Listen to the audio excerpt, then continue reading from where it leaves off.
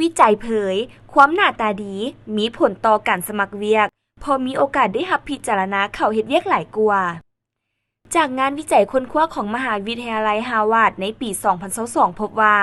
รูปร่างใบหน้าของผู้สมัครเวียกมีผลสำคัญต่อโอกาสได้รับการจ้างงานโดยเฉพาะอย่างยิ่งในการสมัครเวียกผ่านทางออนไลน์ซึ่งผู้สมัครที่มีรูปโปรไฟล์ที่เบิ่งแล้วเหมาะสมเช่นการแต่งกายอย่างเป็นทางการใส่สุดสูทผูกเนคไทและการดูแลบุคลิกภาพอย่างเหมาะสมจะมีโอกาสได้รับการพิจารณาเข้าเฮ็ดเวียกเพิ่มขึ้นอย่างชัดเจนนอกจากนั้นผลการสำรวจจากเว็บไซต์ Lovely ที่รวบรวมข้อมูลจากอาสาสมัครหลายกว่า 2,000 คนระบุว่า 56% ของผู้ที่ตอบแบบสอบถามเห็นว่าความได้เปรียบของบุคคลที่มีลักษณะดีเป็นเรื่องที่เกิดขึ้นจริงโดยมีประสบการณ์ที่สะท้อนถึงการได้รับบริการที่ดีกว่าหรือการถูกปฏิเสธโอกาสในการเฮ็ดเวียกอันเนื่องมาจากลักษณะท่าทางกายภาพงานค้นคว้าหลายฉบับยังระบุว่า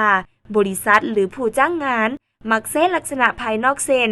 รอยสักหนวดเขาหรือการแต่งกายเป็นหนึ่งในเกณฑ์พิจารณาเลือกผู้ที่สมัครเวียกเนื่องจากเป็นวิธีที่สะดวกและไวถึงแม้ว่าจะขาดมาตรฐานที่ชัดเจนในการประเมินความเหมาะสมของผู้สมัครก็ตาม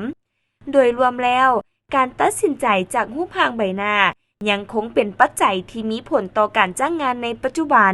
ทางนี้สะท้อนให้เห็นถึงความสำคัญของการดูแลภาพลักษณะและการแต่งกายอย่างเหมาะสมในขบวนการสมัครเวียกเพื่อเพิ่มโอกาสในการได้รับพิจารณาอย่างเท่าเทียมและมีประสิทธิผล